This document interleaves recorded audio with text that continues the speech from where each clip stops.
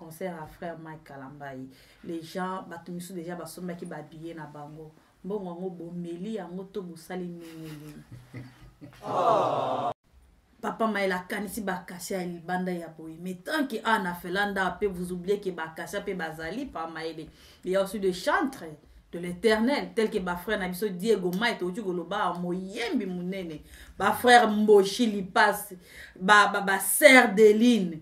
Bazé belé ba sœur bandeko na boli misanso na otanga ba kombo na bino nyuste baza ebele awa. L'artiste en couleur Charlie a dit je te salue. Vous êtes tellement ébélé. Ah, mais papa Maële, c'est comme si vous avez valeur, importance, nabao bazali banda po nega baloba nul n'est prophète chez lui. Ou quoi, c'est quoi au juste? Et qu'est-ce qui nous rassure que cette fois-ci la sœur Sandra Akoya? Est-ce que Akasia baza makasité, donc bazo koka marambote toning. De comment pas tunaki? Acacia esa maison de production ou bien esa église. Et puis il y a aussi des gens qui veulent savoir pour nani baso benga bino ba Acacia.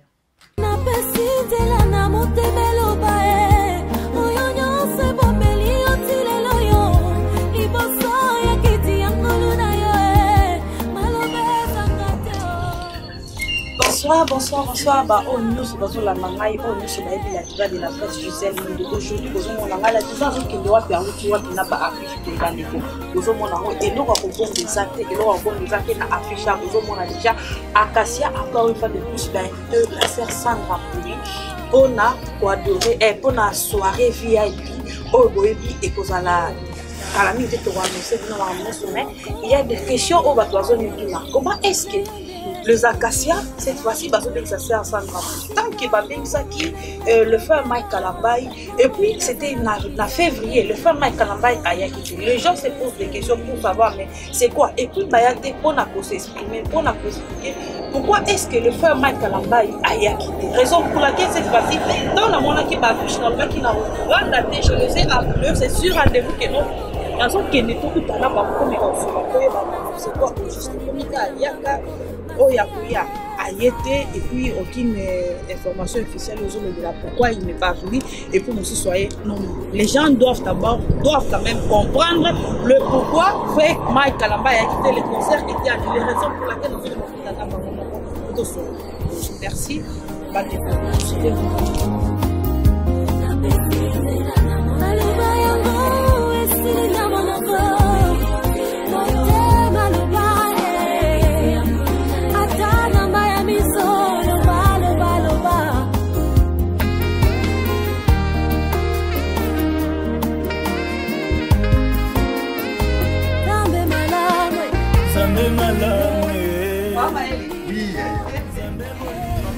Bonsoir. Soyez la bienvenue, les bienvenus. Merci. Merci papa Maël Ndengo Yambi Biso et puis merci na bande ndenge bozali fidèle tout le temps na ndenge bozali kolanda biso et puis na olingana esabino ndenge kana esabino na intro na oya ruta na bango et puis le voilà ndenge pe boyebeli bango les Acacia ils sont là boyebeli bango papa Kabe papa Maël bato ya ko présenter te bato ya ko bunga te mais bien avant na passer bango maloba to koto na kati ya sujet na bino j'aimerais vous expliquer le mot que c'est très important boye bakeno derrière le caméra ils allaient ba oboyebi baza bato ya ko bunga te ya représenter te Cloud Pro aujourd'hui cette fois-ci je dis bien Cloud Pro plus Afro Europe Media égale Acacia. Nde bozo mona biso boeto sangani eza pona Acacia et puis pona ozon ça toujours le kumu et pas yankolo bandeko. Né dans le baki, toujours mona ba affiche, vous les voyez sur le pan, donc sur la table, ils allaient partout et là bon ils étaient dans la traita papa la biso maï la zali ko servir biso winner potomela en tout cas qui sabiso monter on a sabino que non. Na kati ya Cloud Pro, il y a les deux grands collaborateurs. Oh, il y a un lamino bakombo. Il y a Verdi, Pedro, l'histoire l'histoire Felat, bino boyebi côté Bilili à Sakanate et Diego Mai, l'eau c'est la vie. Yango na lobaki na bandeko l'eau c'est la parole. Ndenge pe tozomela ngo pe mai awa boita ngozolanda biso pe yo pe mila pe oya yo mai okitisa motema po olanda biso na kimia bandeko na ngai. Et comme Sabino te, oh les affiches c'est la sœur Sandra. Pourquoi le frère Mike Kalambay n'est plus ayete?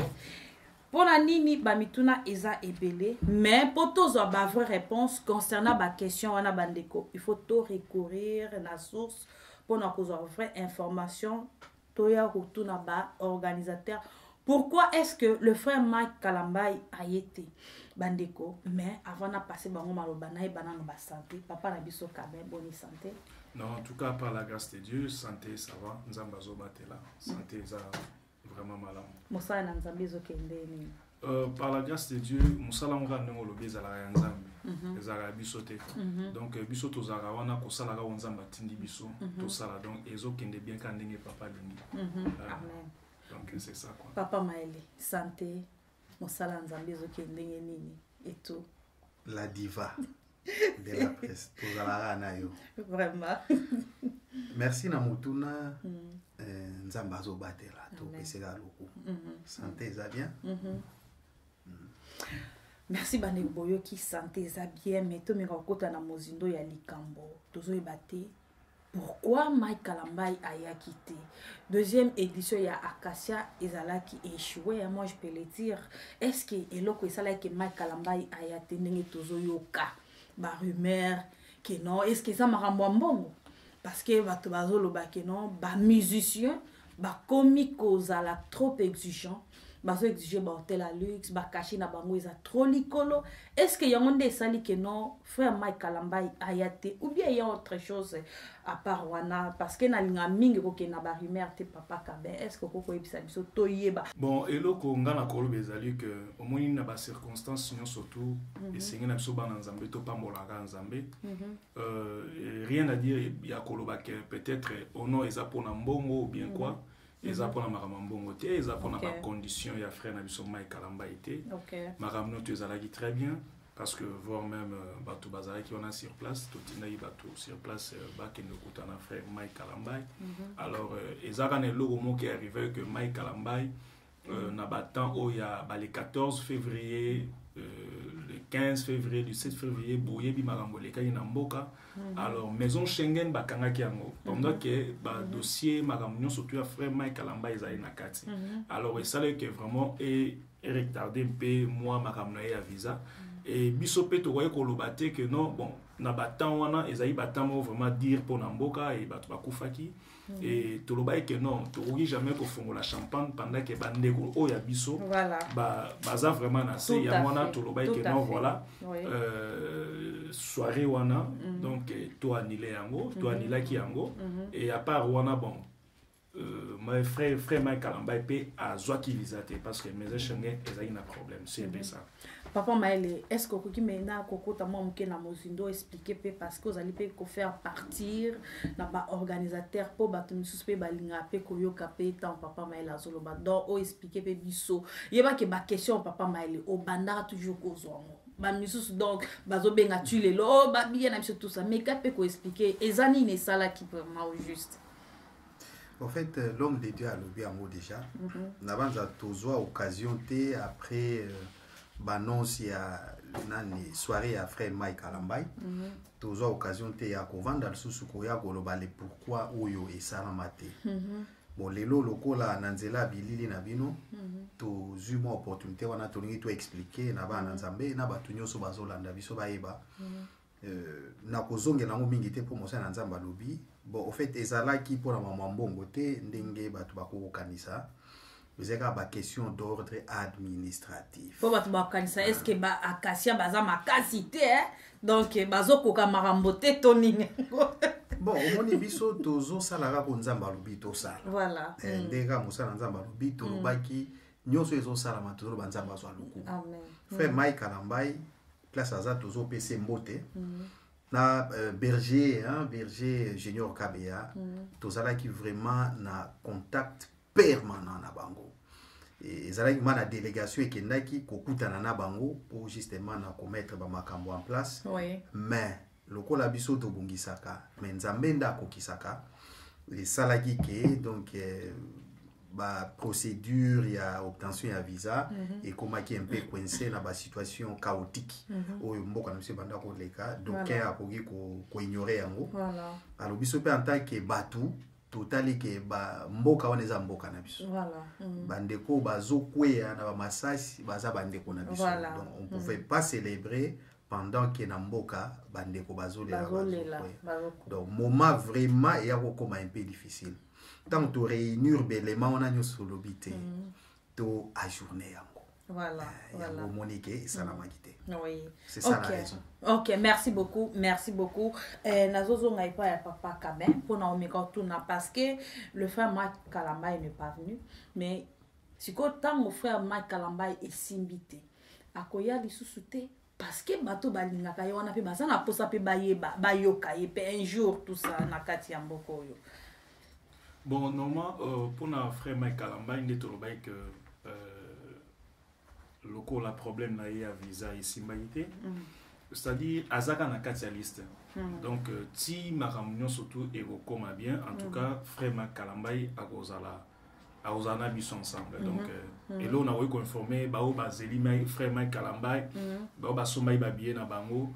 En tout cas, frère Mike Kalamba a toujours na liste na biso à Longwete. Donc auzana biso tango nzamba olinga itazana biso auzana avec le temps siko yebisa biso pe kota na mundu yebisa biso critère ni nesala ke no bobengisa bango est-ce que ça po bosolara bien est-ce que ça po baza ba pur ba proche ou bien ça ne loro ni nesala ke non bopo na bango est-ce que donc toyeba pe ba critère ni nesala ke non akasia et pona ba bon normalement tant tozolo benon likambo akasia tous on a des critères te o ezali pour te ba kopona ba musicien ba ya non tous on a des critères c'est-à-dire o union surtout ayembe la kanzambe o union soit celle la kanzambe quel que soit azana succès te donc azamo na nzamba za akasia parce que tant toujours le bela akasia ze lo mo boya zaki penza na valeur te nzete mo ezali na valeur te mais aki ko zo valeur après donc biso toujours lo waka batu moko te non.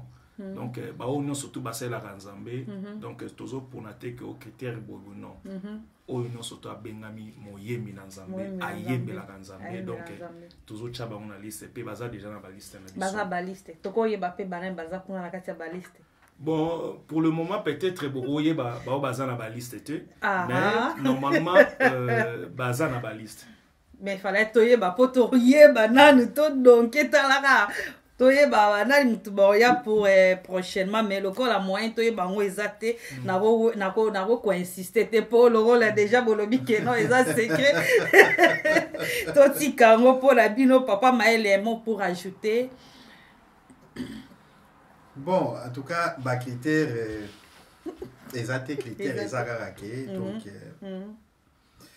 o nous sommes bela nzambe OK o ya salela nzambe nzela loyembo aza l'indisciple na biso. Opa banga nzambe opa banga nzambe c'est ça parce que avec bela nzambe ndenge nzamba linga en fait parce que ezape musala pona bango voilà toujours ko lwa peto sunga ba yembi wana. OK papa Maël siko yebisa biso pourquoi boponi siko Sœur Sandra pourquoi Sœur Sandra na banza musala nzamba utolo bango tout à l'heure. Bon, liste des amoulaï. Au monitant to salaki première édition parce que ça c'est la 3e édition. To salaki première édition, to la 2e édition à frère Mike, bien que salamité. Bon, au moni la liste est longue, hein. Il y a la liste vraiment qui est longue. Mais malgré que ça secret toujours est batté. Ça n'a secret. Alors tant que moni y a frère Mike et puis c'est moi Kokoso.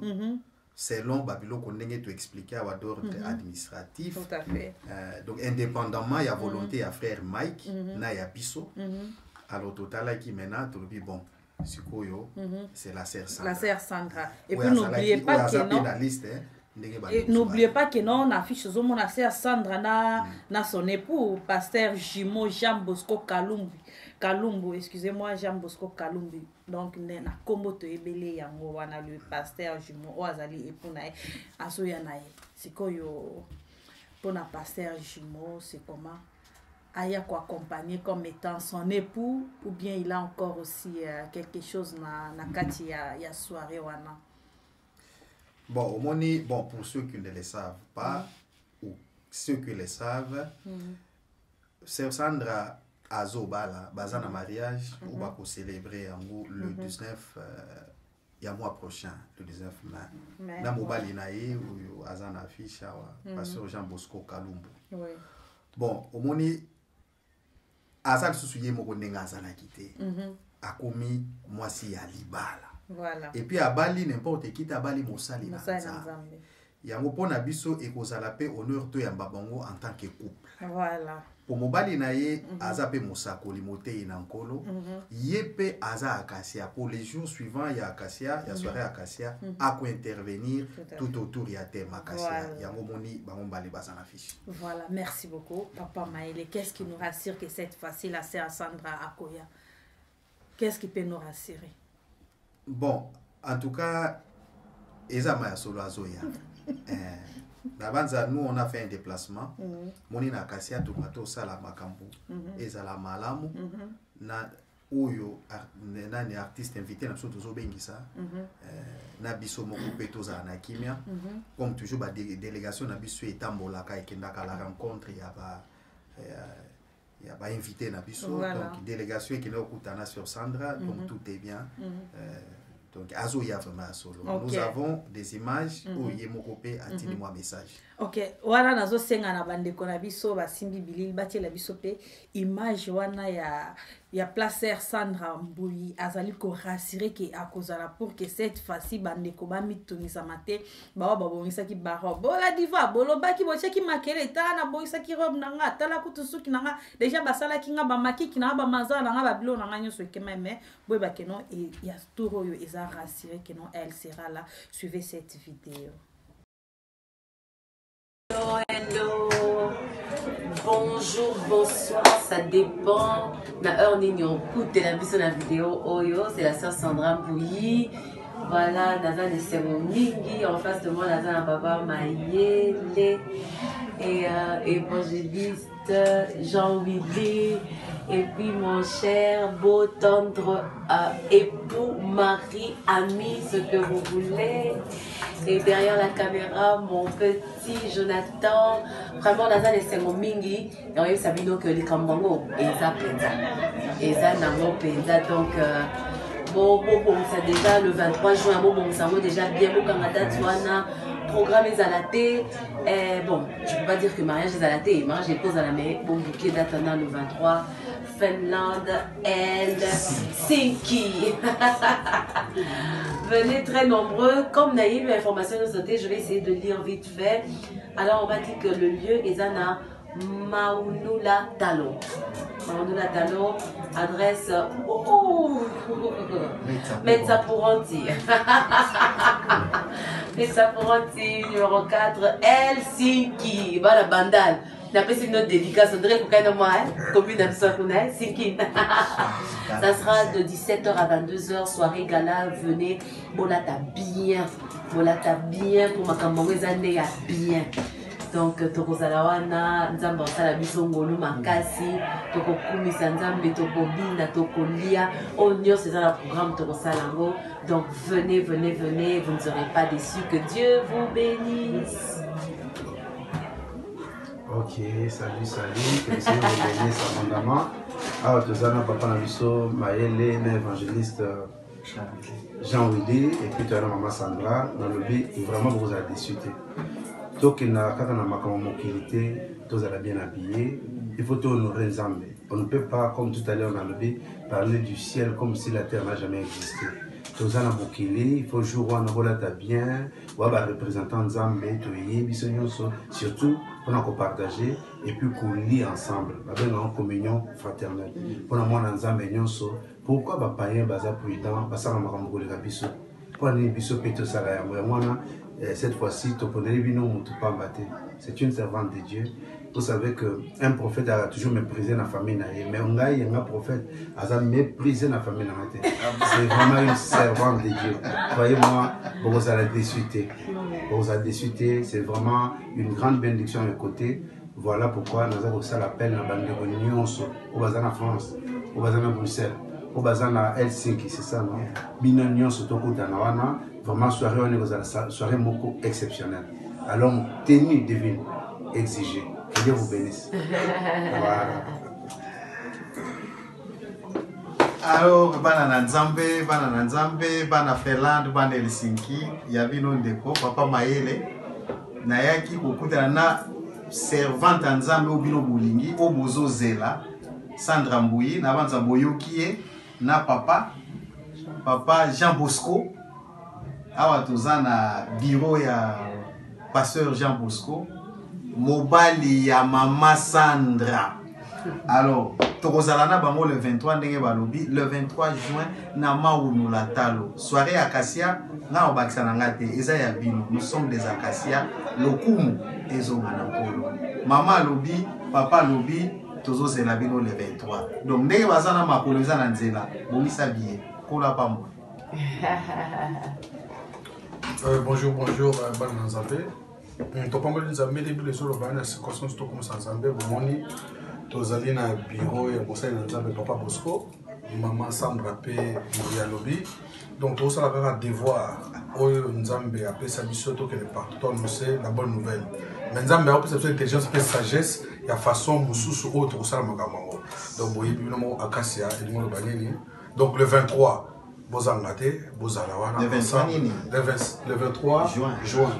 Bozalawana, comme maman Sandra Lobi, de 17h à 22h ensemble, pour partager les monseigneurs Nzamba Lobi. Et puis, pour la Tamalamu, il faut vivre dans le Kido. D'avant de régner, il faut régner dans le noir. Donc, il nous a dans les rois des rois. À toi que le Seigneur nous bénisse avec toutes les bénédictions de l'Internet, juste au Kamolango. Merci beaucoup. Au revoir. Merci na patience na bino, je pense que bino mo pe boyoki ba intervenant bazala ki ba mo 4 na papa mais ye mo pe azala sur place pour non là c'est bino que ba négociation na nyoso makambo na ezala ki déjà bien mais papa l'homme de Dieu papa Kabé, vous savez que non na concert à frère Mike Kalambai les gens batumisu déjà ba somba ki ba billet na bango mbongo ngo bomeli ya moto bosali nini.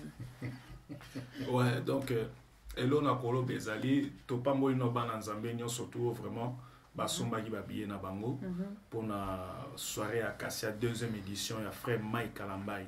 Alors to koyi sa bande wana to basomba babiye na bango en tout cas ba se déranger té.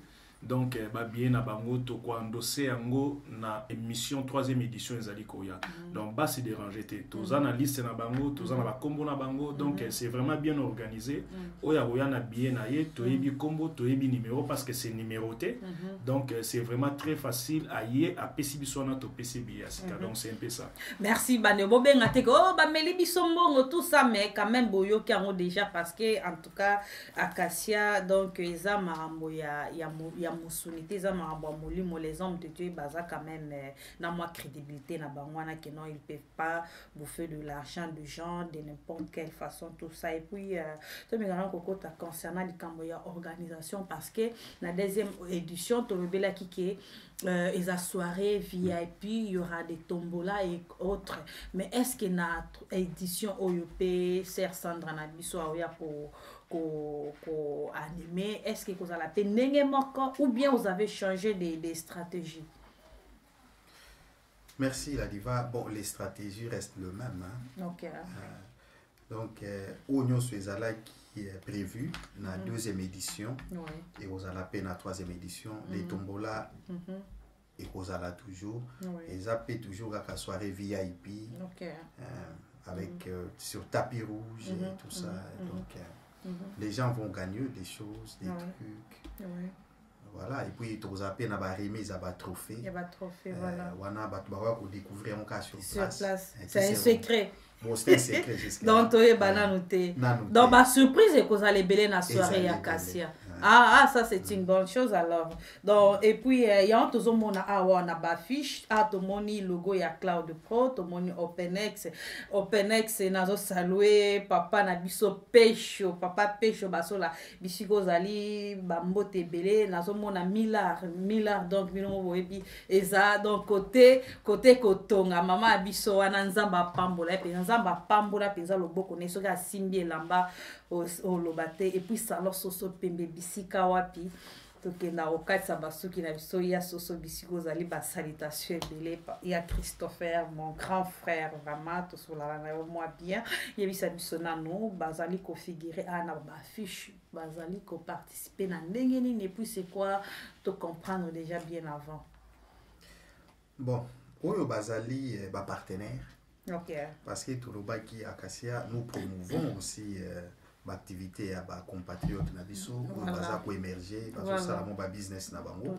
Tolobaki pourquoi pas Acacia eza étendard ou toujours ko la qui s'appelle boyer puis abandeko na biso. Yango moni ba kombo ezali au Cloud Prod Bokile Mobimba. Baza ba tu ako ils sont toujours présents au moment opportun. Tous en OpenX, agence de Gonabso Pécho. Oui. Il y a agence, il y a Fret. Il y a Fret. Tous en Milar, à Kolat, ça va tout payer jour Wana. Et puis tous en salon Soso Pembe, place Tokena Kokoma Moi Kitoko. Vraiment. Donc voilà, ce sont nos compatriotes. Ou bazan à l'activité, tout le monde qui promouvoir un OP. Ah, ça c'est une bonne chose. Acacia ça peut promouvoir ba activité ya bandeko bazo vanda awawa. C'est une bonne chose. Ils arrêtent que non maramboka ya bonzambe ba église tout ça, c'est vraiment une très très bonne chose. Oh, il fallait qu'on retenir. Oh, il fallait tout le bana ba Acacia. Merci na ndenge bozo sala musala wana vraiment. Bon, papa abiso kabe na yoka ki batubele pe nazo ki pe question moko pe à partir de Facebook de comment pas tunaki Acacia eza maison de production ou bien eza église. Et puis il y a aussi des gens qui veulent savoir pour nani baso benga bino ba Acacia. Pour la première question na kolo baboye, Acacia ezali plateforme ya évangélisation na royaume du ciel. Donc ezali maison en production te. OK. Et si ko bazo benga bino ba Acacia. Ya solo soki lelo bazo benga biso ba Acacia et bongi to beloko moko. Nana za Acacia yo pose Acacia. C'est vrai? Oui, bien sûr. Papa Maël est pas Acacia. OK. Papa Maël c'est vos Acacia? Ah oui. Papa Maël est pas Acacia donc Diego May Aza Acacia. C'est vrai. Verdi Aza Acacia. L'histoire Finlande. Donc c'est-à-dire mutunyo surtout Aza Acacia. Donc pour na koyeba ko fongola un peu likambo Acacia za boye parce que Acacia za na 3 étapes. Première étape ezali Acacia liboso za ki na 2 heures. Et sika vie ezala ki te sika mai ezala ki te sika moko ya kokaoka. Mais après on attend nzamba loki Acacia alobi bozwela nga Acacia bataye. C'est-à-dire a komi na deuxième étape. Deuxième étape on est bon ba bongisa ye ba taye ye ba transforme ba sokola ye ba nika ye. Vous comprenez? Après qu'on nika ye ba lobaki ete ba tche olo na kati pe na libanda, c'est-à-dire ba bani na kati na ye ba bani na libanda na, donc c'est-à-dire ba PC forme. Donc nous avons tous en a 3 étapes. 3 étapes. Sikoyo yo za Acacia. C'est vrai. Enga pe na za Acacia, ye ba za Acacia. Sikoyo fo ye boza Acacia oza na étape ni. Amen. Zambe. Est-ce que ozala kana desert lelo parce que obi ezana batu mususu azana Acacia mais azaka na desert. Ezam supe banda ba banda ko taye ti lelo batara ye kaka. Batara ye kaka. Olongola botika azongeli lisusu bongisi lisusu voilà c'est-à-dire liloba na nzambe ezokote kotia ebimia donc bataya kayeka mais ça appelle mususu asako pena na étape opena bakomi ko bakola esko wana babiso ngasi na commune étape papa Maël ondi mangote nandimi yango nandimi matche pour la OK nandimi yango ah c'est bon yango tozoloba ete Acacia ezaka ka bisote Acacia za tout le monde a Acacia mais siko faut boza Acacia ozana na étape ni ozana étape papa Maël ozana étape ni. Bon, en tout cas, nazo ça l'effort. Mais ce qui est vrai est que naga na désert. Ah c'est vrai. Nasi na longwa ki na désert. Ara ça que osa lo lendo netio yanga na lobi ki nga déjà il faut ça en assurance. Pour ça l'assurance il y a tout pas molenza. Nga pe na kina koma lokola yo. Amen. Na la ta wolo na kati pe di banda. Amen. Amen. En tout cas merci. Wala bandeko zaki justement ambiance na kati ya plateau pour bandeko. To migara ko seka to za ra sérieux te o ndengeni non on doit quand même ko seka. Et puis yebisa est-ce que boza pena idée mususu na Acacia ou bien boza organiser ba soirée VIP des concerts et autres et l'homme mususu de mususu ezali. Bon normalement Acacia tokolo ba ke Acacia ezana makambo ebele na kati. Voilà. eza na ba croisade na kati eza na ba festival na kati eza na ba séminaire na kati donc Acacia vraiment eza na makambo belé oyo tozotika tango na tango ete bato ba découvrir Acacia ezani parce que ozomona tango tozolobela Acacia tout le bato nyonso tout baboyana ce sont des Acacia de grands serviteurs de Dieu tango ozoka témoignage na ozo comprendre o penda za Acacia muto yebi fraise te eko yebi la fraise na poto donc aza vraiment Acacia donc c'est un peu ça quoi vraiment en tout cas c'est une bonne chose mais et puis papa Mayele est-ce qu'il y a un mot à ajouter par rapport na yango et Zamate, surtout sur le Acacia, tout autant de la Tongo. Vraiment. Pour Acacia, c'est vraiment l'ensemble de tout. C'est tout un paquet où on va découvrir Malembe. Quand on est dans Nzamba Lobby, Acacia, c'est pas seulement les soirées, les galas, c'est le festival, des croisades. Des séminaires. Vous avez des projets à part Oyo Yotomoni à Finlande, vous avez aussi d'autres projets? Acacia est un mobimba. Acacia, oui, voilà, il y a une question aussi qui me vient dans la tête, une idée. Oui, les gens peuvent se demander, mais comment bazoyaka kaka, bazoyaka, tout ça, nous devons liste à Moulaï. Bon, liste à Moulaï, ce n'est pas qu'Acacia est la kaka ou a fait là. Voilà. Acacia est allié, nous devons plateforme évangélisation, est ambulante. Oyo kape Acacia na Chimbulu. Oui, Chimbulu. En cette fois-ci, tu as Chimbulu. Chimbulu, kuna na kananga ko? Oui, oui. Na kananga, na seku na Chimbulu. Na Chimbulu. Donc, Acacia, il va donc de partout. Ils sont en Finlande. Acacia, ils sont en Kisasa. Acacia, ils sont en Kasaï. Ils sont partout. En Europe, en Suisse. Donc, Bobando Tambo, là, toujours pour la évangélisation. Nyonso okaka, on a le coup, mon ensemble. Les lots sont solo, mais demain, vous avez les solo, vous avez une réalité. Une réalité. Voilà, ça j'ai vraiment beaucoup aimé. Mais une chose, vous connaissez Acacia ya Chimbulu. Imaginez-vous que papa m'a la zana Finlande awa, nano akenda Chimbulu, te ma kanisi les Acacia de Chimbulu. Je profite aussi de cette occasion pour nous saluer bande konanga ya Chimbulu. Ba onyos ba kutana ba massacre et autre chose. Papa Maïla kanisi Acacia il banda ya boy. Mais tant que Anna Felanda peut vous oublier que Acacia peut bazali par Maïle. Il y a aussi des chantres de l'Éternel tel que ba frère Nabiso Diego Maït au Goloba moyembi munene. Ba frère Mboshi li passe ba sœur Deline. Bazé belé ba sœur bande konanga boli misanso na tanga ba komo na bino nyos te baza ebele awa. L'artiste en couleur Charlie Adianga je te salue. Vous êtes tellement ébélé. Ah, mais papa Maïle, c'est comme si vous avez à bas valeur, importance, na bao bazali banda po, nul n'est prophète chez lui. Quoi, c'est quoi au juste? Et puis n'oubliez pas que non, il y a notre papa Harry. Oh, bimisa pe album na ye. Ah, ouais, les Acacia, bozo kanisani, pour na bande qu'on a biso, pour na promouvoir pe ba chanter à Finlande. Bon, en tout cas, merci pour la constat na yo. Nabanza Ndenge, l'homme de Dieu lobby, Acacia, nous sommes tous des Acacia. Mais Bao Bazo Yembelanzambe sont des Acacia. Alors, pour nous répondre à la question, nous avons des alagas na plateau une fois, tant que nous avons Acacia et Vandeli. Nous avons Acacia, nous avons Acacia en tant que bagala ou tozo sala d'adoration. Trobaki ezaka ka pona ba artiste ba utalibanda te eza pe pona ba artiste na biso o bazala kati ya terrain bon eloko nyo seza na ngonga na yango bon en passant nazo ko signaler au peke otangelinga ba kombo mais nzambe biso to sala le kamuna sentiment te voilà il faut que Dieu nous Nzambe a révélé biso, il faut que Dieu nous parle, il faut que Dieu nous incite à faire ce que nous faisons parce que tolobaki to kosala likambuté parce que ya diva za ya diva to sala po to sepelisa yo te to kosala likamundenge Nzambe alobi to sala bon na terrain awa toza otangi ba kombo bosani pe to na moyembi monena wa frère évangéliste s'efface. Oui, je les salue aussi. Simon azape moko na ba oyo baza kosala musana Nzambe malam koyemba malam côté ya malam. Alors tolobaki tokokaki ko bengisaka libanda te sans que tout s'occupe pe na baptiste na terrain. Voilà. Bon peut-être prochainement après édition tout ça na sur Sandra et j'en profite pour nous signaler pe bana Nzambe que Acacia et ozo kende na Bruxelles na Belgique. Oui. Acacia et au Salama na Belgique. Après où il y a sur Sandra prochaine édition aux allez au Salama na Belgique. Donc toute l'équipe Acacia tozana bino na Belgique. Vraiment. Oui.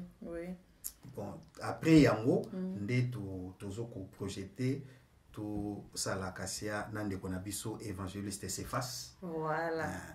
Pour na kati ya terrain na biso avant pour kalater Acacia et bano zala mingi pe libanda. Donc après sœur Sandra Acacia na fin année toza na Belgique et au Salama na Belgique après Belgique tozongi tosali na frère na biso Moyebi na Nzambe pour sali na Nkolo s'efface et après Wanande on vous donnera les programmes. Oh, merci Papa Maël. Et là, j'ai eu une réponse. Il y a curiosité. On a qui n'est pas bien avant, mais banem tu bazar na liste bien. Tant bien même que bomba qui met secret bimi. Bon, qui est secret bimi, les frères c'est Ah, bimi c'est secret. Oh, bimi c'est secret. Oh, bimi c'est secret, c'est quand même une bonne chose. Prochainement, ça sera le frère s'efface. Frère s'efface moye mbinankolo. Et puis cette édition est la troisième ou bien la deuxième édition? Édition est la troisième édition. Parce que deuxième édition est là qui a frère Mike. Bien qu'il se réalise à quitter, mais ça reste une édition d'Acacia parce qu'il y a eu beaucoup de travail qui a été fait pour l'édition wana. Bon, et Salamine Salamaki, il y a un autre but toujours Pambola Nzambe. Et la deuxième édition, il y a un frère Mike, ou il y a sœur Sandra, et la troisième édition. Cette fois-ci, pour la vente à billets, et ça la nengeni, nazali kolingana, on a signalé bien avant que non, bandeko, oh, nyon, so bazo va na tempéré. Par contacter le pasteur Ben Yahweh, c'est le pasteur Adolphe Oyo, le pasteur de l'église Mission Évangéliste Christ Solution. Bango bako retrouver ba billet kune pa na ye o bazo vana na tempéré ou bien pembe ni zinga na ba ville ezali pembe nya tempéré mais sikoyo awa na Helsinki na Finlande les gens peut-être molinga baye ba rozwa billet ndenge ni na canal ni et puis comment aussi le faire pour kozwa ba billet nazo linga na sabino ba billet po ba pirate ezalate bozo mona déjà ba billet yango yo ndeko tango ba oteke lo billet otala est-ce que billet za boy puis il y a aussi des numéros. Il y a des numéros et tout ça. Et ça que non, bien mon besoin qui au lokota qui ou bien non. Papa Mayele ou bien Papa Kabe. L'un d'entre vous a quoi expliquer biso. Billet avant ta billet qu'on a la wapi. Bon, avant ta billet normalement ils allaient pas à salon Soso Pembe. Ok. Et si ka batunos tu baebi donc celui baké na salon Soso Pembe ba okuta ba billet. Et à part wana nous avons Cloud Pro azawana pour la billet donc celui boluki verdima directement bozoyer Cloud donc bangonyo soto na baza na ba billet. Baza na ba billet. OK, voilà. Aussi Binopé les gens peuvent aussi vous contacter. Est-ce que Binopé bozote ka ba billet ou bien? Oui, muto azana besoin billet peut-être azana possibilité wana te yako zona ba place wana mibale donc akoyi ko contacter biso ba numéro na biso ba téléphone eza wana bakoyi ko benga alors ba rozwa ba billet na ba. C'est combien? Donc billet zali 25 €. 25 € seulement. 25 €. Les gens vont se demander pourquoi 25 € Bohémé Boyebi déjà. Il y a une chose que non n'a qui n'a soulevé, n'a mettre vraiment na émission na lobango sur le point sur les i. Na chaque émission na sala natura toujours le grand point pour na mettre ba u sur ma question, on a les points sur les i. Raison pour laquelle on a la émission les points sur les i. Et ça, on a 4 points où on a tiré, on a séparé vraiment mis un concept il y a Acacia. Et là, Acacia zo sala vraiment ça on a 4 points où on a séparé dans mingi concernant parce que normalement souvent on a concert entre kendaka batena kontina to bina to louer to adorer souvent peto kalilo ensemble mais ba Acacia ba soulever 4 grands points au bango bazali ko donc to banini o bazaneti ko soulever marambo ezalate ngana lo bango o ezalate pourquoi parce que to kenami na ba concert ya nzambe ezala marambo na batia yango vraiment mingi batiraka attention nango te eza ke non ezali artiste nyonso avaya avant ayemba baza na séance ya question mutu nyonso oyo ayoka nzembo ya ndeko moko par exemple la sœur Sandra Mbuya Koya mutu ayoka banzembo ya sœur Sandra comprena bien te ba makambo sœur Sandra yemba c'est encore une bonne occasion oyo ezosenga ke non oza na temps na yo ya poser sœur Sandra Mbuya question comme la fois passée ezalaki na frère na biso Odika Baon po ba malentendement et comment oh na yoka ki bientôt na ki gege na place à Jésus raison pour laquelle cette fois-ci il y aura donc occasion wana epesami na mutu nyonso azoya pour à poser question na ye na bayembi et puis il y a aussi une autre chose oyo bango vraiment batie wana pe tombola bandeko na ba concert tombola ezalate peut-être ezala mengana na yebite mais cette fois-ci oyo futi 25 € na yo so oza pe na chance o gagner pe lo nini o gagner liputa tonini bandeko na ba concert peza ezalate lo na so sepela mingi et puis sachez bien que c'est une soirée VIP na VIP eza pe na dîner bandeko ezalate na ba concert ebele na monate idée wala na ba papa na biso oyo en tout cas na yebite uta bien on te balobi que non ezali plateforme ya évangélisation donc eza recommandation divine ya on mona ke non ba idée belé boy boti na kati na bango soirée VIP na concert na bonzambe ezalate mais cette fois-ci ça sera toye to latibie pona kokumisa nzambe ezalate ke non lata bien pona kende ka fête moko boye non lata bien pona kende concert ka ya mokili mi ya bonzambe ana kende ka bon mais cette fois-ci on va bien s'habiller hein? Et puis bien se coiffer et puis une grande chose on a sepelé mingi ezali remise ya trophée papa mela lobaki na remise ya trophée bandeko na ngai to bando participer ba soirée o mingi ezalaka remise ya trophée ezala mais cette fois-ci c'est pour la première fois et ça les mawapi na Acacia awa na kati ya Finlande remise des trophées bandeko na ngai raison pour laquelle sozo futa 25 € na yo ezara te que non po ya oyoka nenge sœur Sandra zoyemba parce que nous savons bien que sœur Sandra ce qui a simbi micro pour adorer je pense que bato misuso bazalata mitema mabanga mukolo ne bonga me ko mitema misoni bandeko na ngai malobeza tellement ebele pour ça ya koloba mais comme que non ta eza vraiment muke ta eza muke tozoli ngato chlore papa kabe ozane loko suka ya koloba message pour na édifier le peuple de Dieu bazolanda biso bon take mosali message rozanga te voilà le liboso na koloba nazo pesana no peuple nzambe nyonso tumbote partout na monde esika bozwami eza un peu moins pas si kotanga ba komba ba nyonso tume ba serviteur de Dieu nyonso tuna kati ya Finlande to pesi bino mbote na kombo na Yesu Masia ba bazana Congo partout dans le monde ba bazana na Londres notre frère Odika Baon to pesi mbote notre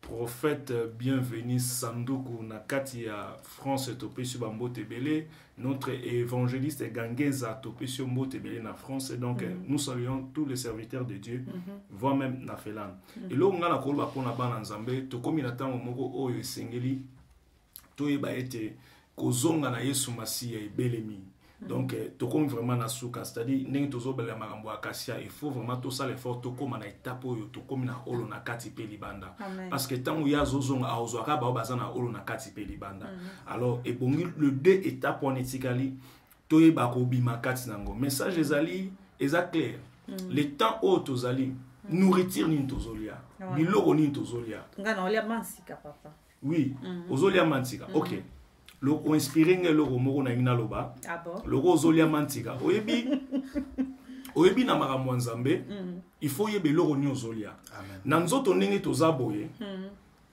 toliaka biloko oliaka fufu oliaka makambo belé mais fraise ezana mutu musu banda botamati aliaka fraise te ozo comprendre OK fraise ezana ba vitamine mususu ozo sunga nzoto ezana ndenge moko lelo na parole de Dieu liloba na nzambe esengeli banyata yango très bien eloko moko en fait e bana nzambe baye batango tozwami parce que tozomona kaka bato bazopesa ta mosusu lilo banzambe biloko ya makasi mais pendant il faut pesa pe fraise fufu kwanga fufu biloko ya makasi donc eloko nakoki koloba mpona peuple ya nzambe mpona baserviteur de Dieu ntango tokomi esengeli mpenza bible efongama ntango alobi awa eza mabe eza mabe parce que nakopesa exemple moko omoni okozala na bana 10 moko aza na bana kaka mibale mais bana na tellement baliaka bien so babimisi bango libanda baotuna bana wana mibale ya nani obi pourquoi baotuna poso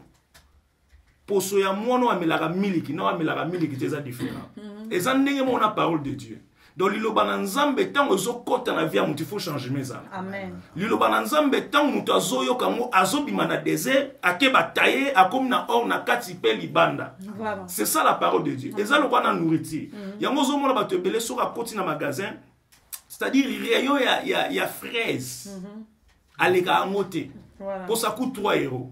Mais c'est important pour la santé. Et ça, nous ne n'est pas docteur, c'est que non, docteur a dit non, on a un problème au côté. On y a la fruité. On comprend. On met ça n'y a pas de macasse. Il y a moins les lots aux ba été peuple en Zambie bongi balia liloba solo pa été kolo na bango azoya. Aza déjà n'apporte. Donc c'est ça. Amen. Donc fruit ezelo mo malamu to négligent moté atana nenga nzoto siko ya bonzambe siko ya bonzambe oli pakanga journée na liango bongo na mela mai c'est ça quoi journée leka l'homme de Dieu, que Dieu vous bénisse nga moko pe naza inspiré naza vraiment inspiré puis na pambola mi pe na kangi pe oyanga na lia pe ba fraise pe na bonzambe papa maele elo nini ya koloba poto si sa émission la biso bon topamboli nzambe na nyonso oyo eleki tobi lokumu ezo ngaka epa na ye tongaki to loba kaka ke soirée na biso gala na biso akasia ekozala na maunula talo ndenge ekomami awa bao bayebi maunula talo te c'est na maunula juste na enceinte ya S market eza na maunula donc voilà ils a place à kobomba te donc venez nombreux beaucoup découvrir vraiment la sœur Sandra au bomona kana ba concert ba vidéo ce n'est pas la sœur Sandra au bino beaucoup mona sur wana en live nazo promettre bino ke azana ba facette ebele et facette wana boya ko découvrir yango sur place akasia en tout cas nzamba pambola bino musana nzamba pambolo ngape fruit na oleka ngo sute beke na négligent yango na nole yango na ya nzoto na ya molimo amen en tout cas un grand merci, je dis vraiment un grand merci na bao balandi biso bandeko boyoki déjà message et comme bino ya wana lobaki botene biso rigueur mingi te na otolobi oya moni ke non eza elo moko tokokaki koloba te asala ndenge mona bandeko basali il nous pose des questions en tout cas tozangaka jamais koluka bango pour que non ba sepelisa bino mais souvent surtout que n'oubliez pas ne ratez pas la date où il y a le 24 juin le 23 excusez-moi.